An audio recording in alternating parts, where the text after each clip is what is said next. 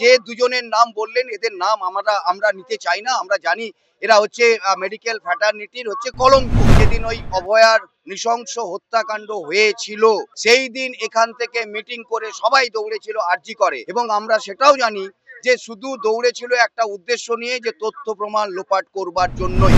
দেখুন, একটা জিনিস বলতে পারি, রোগী কল্যাণ সমিতি কোনোদিনই মানুষের জন্য কাজ করেনি, এবং এর মাথাতে আগাগোড়া বসে আছে রাজনৈতিক দলের কেউ নেতা, কেউ মন্ত্রী, কেউ এমএলএ, কেউ এমপি ইত্যাদি। প্রশাসন বা পুলিশ বা স্বাস্থ্য দপ্তর সবাই কিন্তু ওই যারা অভিযুক্ত তাদের পক্ষে দাঁড়াচ্ছে, ধর্ষকদের পক্ষে দাঁড়াচ্ছে, আমাদের পক্ষে তারা নেই।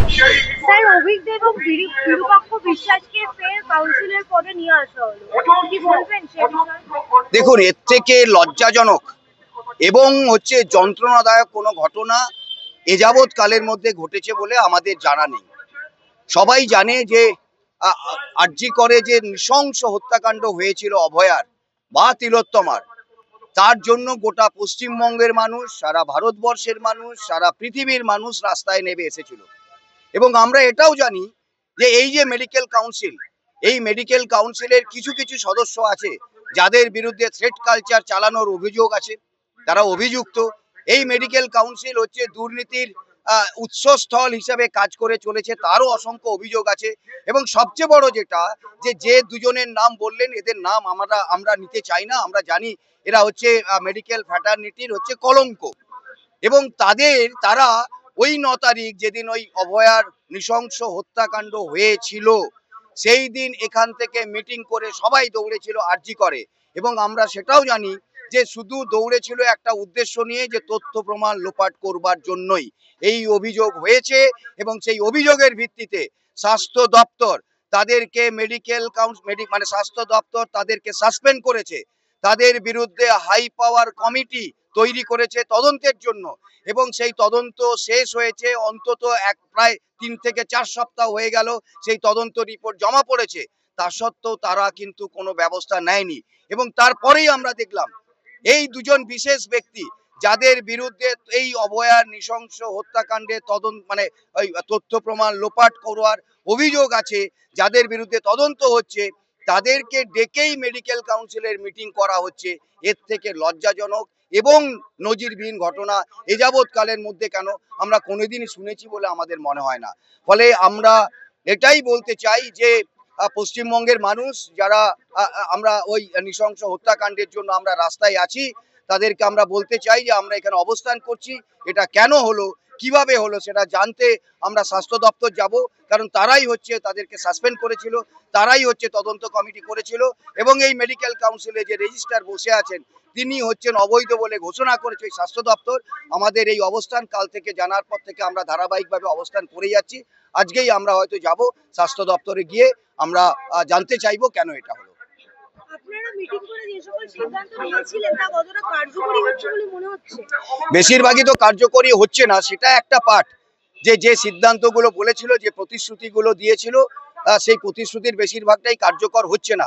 কিন্তু সবচেয়ে বেশি যন্ত্রণার বিষয়, সবচেয়ে বেশি রাগের বিষয়, সবচেয়ে বেশি ক্রোধের বিষয়, যে বিষয়গুলো নিয়ে সারা পশ্চিমবঙ্গের মানুষ ওই থ্রেট কালচার, সারা স্বাস্থ্য ব্যবস্থায় থ্রেট কালচার এবং স্বাস্থ্য দপ্তরের দুর্নীতি, যেগুলো নিয়ে মানুষ বারবার পথে নেমে এসেছে। এবং আমরাও বারবার বলেছিলাম যে অভয়ার এই হত্যাকাণ্ড কোনো বিচ্ছিন্ন ঘটনা নয়, এই যে চলেছে স্বাস্থ্য দপ্তরের মধ্যে থ্রেট কালচার এবং দুর্নীতি, তারই ফলশ্রুতিতে এই ঘটনা ঘটেছে, এবং এটা একটা প্রাতিষ্ঠানিক হত্যা।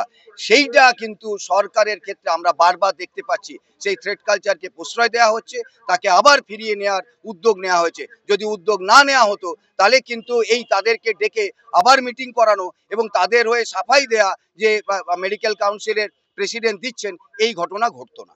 রাজ্য সরকার যে নতুন কমিটি গঠন করেছে তাতে আপনারা ঠিক কতটা খুশি? নতুন কমিটি মানে আপনি এর কথা বলছেন তো, যে রোগী কল্যাণ সমিতি? দেখুন, একটা জিনিস বলতে পারি, রোগী কল্যাণ সমিতি কোনোদিনই মানুষের জন্য কাজ করেনি, এবং এর মাথাতে আগাগোড়া বসে আছে রাজনৈতিক দলের কেউ নেতা, কেউ মন্ত্রী, কেউ এমএলএ, কেউ এমপি ইত্যাদি। আমাদের বারবার দাবি ছিল যে যদি মানুষের জন্য উপকার করতে হয় তাতে তো সরকারই সেই দাবি মেনে সেই রোগী কল্যাণ সমিতি ভেঙে দেওয়া হবে, সেখানে আধিকারিকরা থাকবে, মেডিকেল কলেজগুলোতে মানে ওই এমএসবিপি বা প্রিন্সিপাল থাকবে, সেরকমই সিদ্ধান্ত হয়েছিল। কিন্তু আশ্চর্যজনকভাবে আমরা দেখলাম সেই যে সিদ্ধান্ত সরকারের ঘোষিত সিদ্ধান্ত, সেই সিদ্ধান্ত কিন্তু রূপায়িত তো হয়নি যে পেরিফেরাল জেলা বা এই সমস্ত মেডিকেল কলেজগুলোতে, বরঞ্চ আবার যে নতুন রিফর্ম করা হলো, যে নতুন করে বলা হলো যে এটা রোগী কল্যাণ সমিতির চেয়ারম্যান হবে, সেখানে আবারও কিন্তু রাজনৈতিক দলের নেতা বা এমএলএ এমপি এদেরকে কিন্তু বসানো হয়েছে। ফলে যেমনই ছিল তেমনই থাকবে বলে আমাদের ধারণা। এই রোগী কল্যাণ সমিতিগুলো আবারও রাজনৈতিক দলের নেতারা তারা মাথায় চেপে বসছে। ফলে আখেরে মানুষের কোনো উপকার হবে বলে, স্বাস্থ্য ব্যবস্থার কোনো পরিবর্তন হবে বলে আমাদের অন্তত আশা নেই। স্বাস্থ্য ব্যবস্থা কি তাহলে ফের দুর্নীতির শিকার? দুর্নীতির শিকার তো ছিলই, দুর্নীতি দূর হয়েছে বলে আমাদের এখনো আমরা কোনো খবর পাইনি। বরং যারা দুর্নীতি করতো, যারা থ্রেড কালচার চালাতো, তাদেরকে প্রশ্রয় দেওয়া হচ্ছে। এই যে ঘটনা মেডিকেল কাউন্সিলে গতকাল ঘটেছে, এটা স্বাস্থ্য দপ্তরের নজরে নেই বা রাজ্য সরকারের সর্বোচ্চ প্রশাসনের নজরে নেই, এটা আমরা মনে করি না। সবাই জেনে শুনেই এই ঘটনা ঘটেছে গতকাল। ওই অভিযুক্ত ব্যক্তিদের আবার ফিরিয়ে নিয়ে আসা মানেই দুর্নীতিকে প্রশ্রয় দেয়া, তার মানেই আবার ওই থ্রেড কালচার বা ভয়ের সংস্কৃতিকে ফিরিয়ে নিয়ে আসা।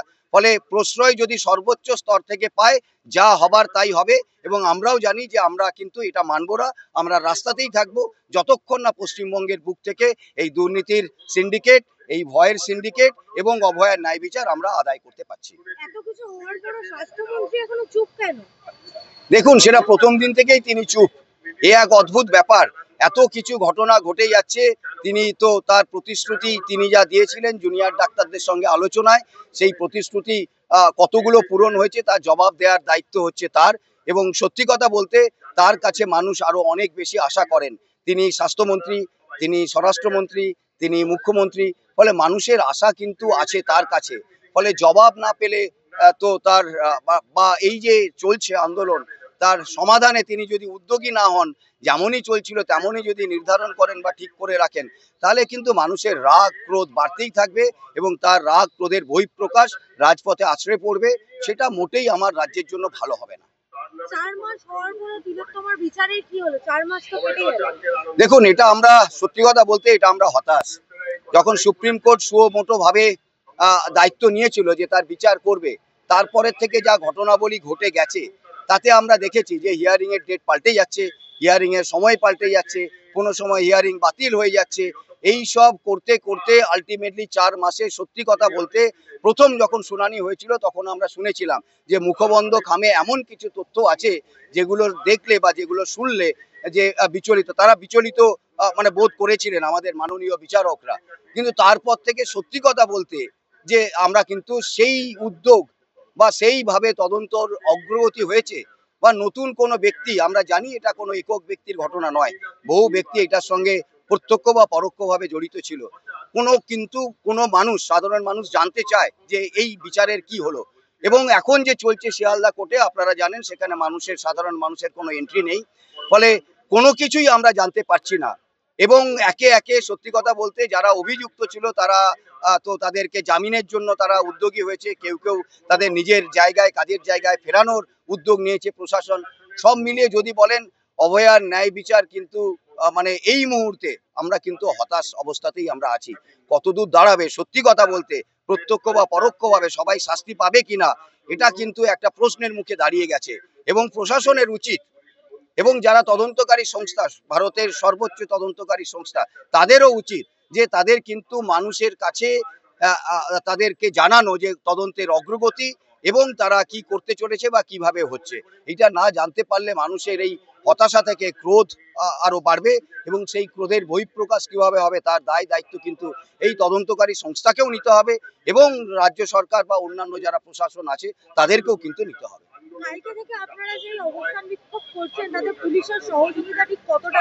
কোথায় সহযোগিতা? পুলিশ তো আমাদের ঢুকতেই দেয়নি, আমাদের তো আই কার্ড দেখে ঢুকতে হয়েছে। যে যার বিরুদ্ধে অভিযোগ সে এসে মিটিং করে চলে গেল, আর আমাদের সংখ্যা বেঁধে দিচ্ছে যে আপনারা মেডিকেল কাউন্সিলে যাবেন, সেখানে 4 জনের বেশি যেতে পারবেন না।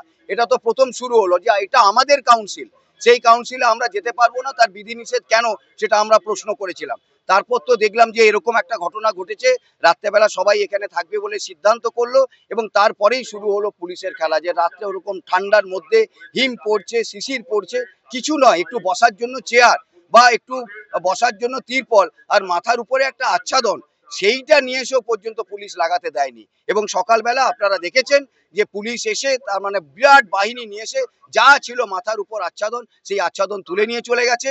এবং বসার জন্য চেয়ারের অর্ডার আমরা করেছিলাম ডেকোরেটার্সের কাছে, সেখানে প্রশাসনের থেকে হোক বা পুলিশের থেকে হোক কেউ না কেউ সেই ডেকোরেটর বা যারা সাপ্লাই করে তাদেরকে বারণ করে দিয়েছে, তাদের গাড়ি ঢুকতে দেয়নি। গতকাল মেটেরিয়াল নিয়ে আমরা গাড়ি করে আমাদের উবের ভাড়া করে আমাদের মেটেরিয়াল কিছু চেয়ার এবং এই তিরপল আমাদেরকে নিয়ে আসতে হয়েছে। এবং আজকে সকালবেলা আপনারা দেখেছেন জোর করে সেগুলোকে খুলে দিয়েছে। ফলে পুলিশ হচ্ছে, প্রশাসন বা পুলিশ বা স্বাস্থ্য দপ্তর সবাই কিন্তু ওই যারা অভিযুক্ত, যারা অপরাধী তাদের পক্ষে দাঁড়াচ্ছে, ধর্ষকদের পক্ষে দাঁড়াচ্ছে। আমাদের পক্ষে তারা নেই। শান্তিপূর্ণ গণতান্ত্রিক আন্দোলনে তারা সহযোগিতা তো করছেই না, বরং গোলমাল করছে।